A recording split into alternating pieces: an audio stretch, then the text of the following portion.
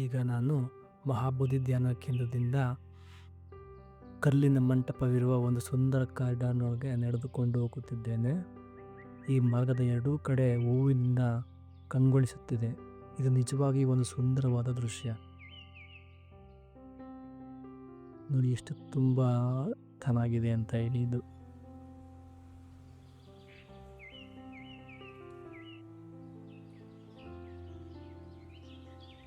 ಇದೀಗ ನಾನು ಮಹಾಬೋಧಿ ಮರದ ಕಡೆಗೆ ಸಾಗುತ್ತಿದ್ದೇನೆ.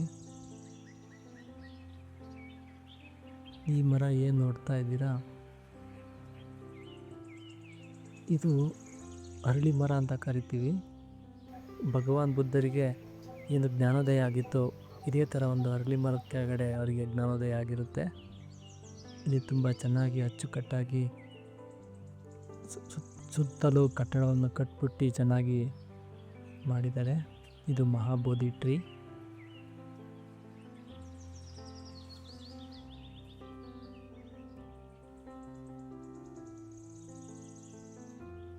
ಇದಕ್ಕೆ ನಾವು ವಂದನೆ ಮಾಡ್ತಾ ಇದ್ದೀನಿ.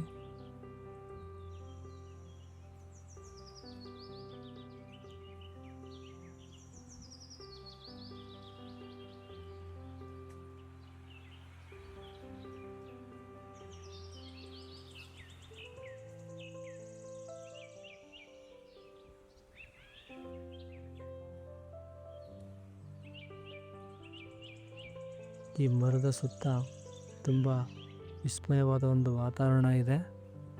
ಇಲ್ಲಿ ಧ್ಯಾನ ಮಾಡುವಂಥ ಅಭ್ಯರ್ಥಿಗಳು ಕುಳಿತು ಶಾಂತ ಮನಸ್ಸಿನಲ್ಲಿ ಧ್ಯಾನ ಮಾಡ್ಬೋದು. ಇಲ್ಲಿನ ಹವಾಮಾನ ಕೂಡ ತುಂಬ ತಂಪಾಗಿದೆ, ಶಾಂತವಾದ ಒಂದು ಅನುಭವವನ್ನು ನೀಡ್ತಾ ಇದೆ. ಇಲ್ಲಿ ನೀವು ತುಂಬ ಆರಾಮವಾಗಿ ಧ್ಯಾನ ಕೂಡ ಮಾಡ್ಬೋದು ಮೇಲೆ ಕೂತ್ಕೊಂಡು.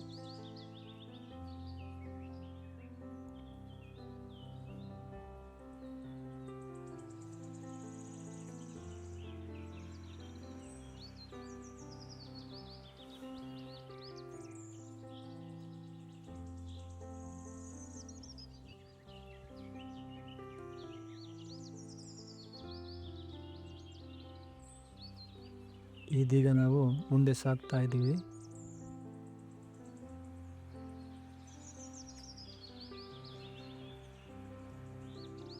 ಹಾಗೆ ಮುಂದೆ ಬಂದು ನನಗೆ ಸಿಗುವಂಥದ್ದು ಬುದ್ಧನ ಒಂದು ಪ್ರತಿಮೆ.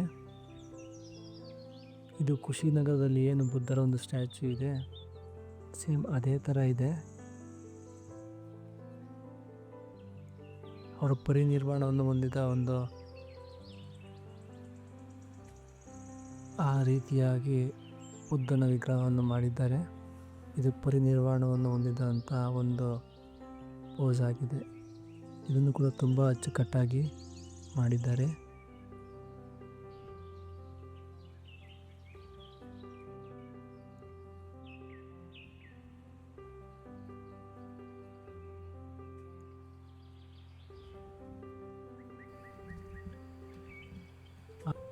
ನಾನೀಗ ಮುಂದೆ ಸಾಗ್ತಾ ಇದ್ದೀನಿ. ಇಲ್ಲಿ ನಾವು ನೋಡ್ಬೋದು ಬುದ್ಧರ ಚಿಕ್ಕ ವಯಸ್ಸಿನ ಮೂರ್ತಿ ಇದೆ. ಅವರು ಚಿಕ್ಕವರಾಗಿದ್ದು ತುಂಬ ಚೆನ್ನಾಗಿದೆ, ನೋಡೋದಕ್ಕೆ ತುಂಬ ಆಕರ್ಷಕವಾಗಿದೆ.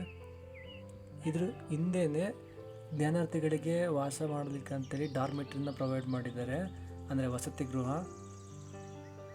ತುಂಬ ಚೆನ್ನಾಗಿ ಮೇಂಟೈನ್ ಮಾಡಿದ್ದಾರೆ. ಸೊ ಏನು ಮೇಲ್ಗಡೆ ಇರುವಂಥ ಮಹಡಿ ಅದನ್ನು ಪುರುಷರಿಗಾಗಿ ಕೊಡ್ತಾರೆ, ಮತ್ತು ನೆಲಮಹಡಿ ಏನಿದೆ ಅದನ್ನು ಹೆಣ್ಮಕ್ಳಿಗೆ ಕೊಡ್ತಾರೆ.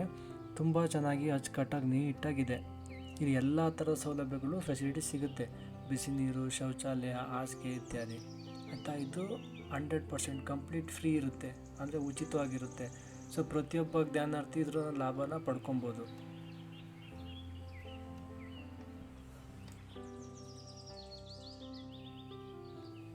ಈಗ ನಾನು ಬುದ್ಧರ ಇನ್ನೊಂದು ಭವ್ಯ ಮೂರ್ತಿ ಕಡೆಗೆ ಹೋಗ್ತಾ ಇದ್ದೀನಿ. ಇದ್ರ ಸುತ್ತಲೂ ನೀರಿನ ಕೊಳ ಇದೆ, ತುಂಬ ಸುಂದರವಾಗಿದೆ.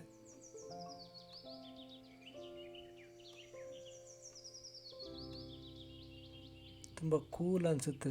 ವೆದರ್ ಸುತ್ತಲೂ ತುಂಬ ಚೆನ್ನಾಗಿ ಅಚ್ಚುಕಟ್ಟಾಗಿ ಮೇಂಟೈನ್ ಮಾಡಿದ್ದಾರೆ.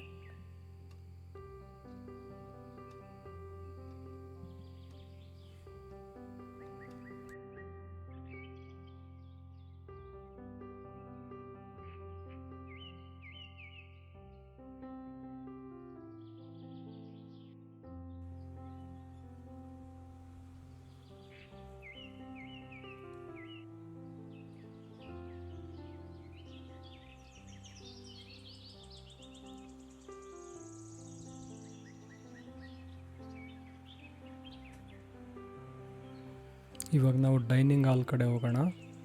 ಇದ್ರ ಹೊರಗಡೆ ಮತ್ತು ಒಳಗಡೆ ತುಂಬ ಕ್ಲೀನಾಗಿ ಮೇಂಟೈನ್ ಮಾಡಿದ್ದಾರೆ.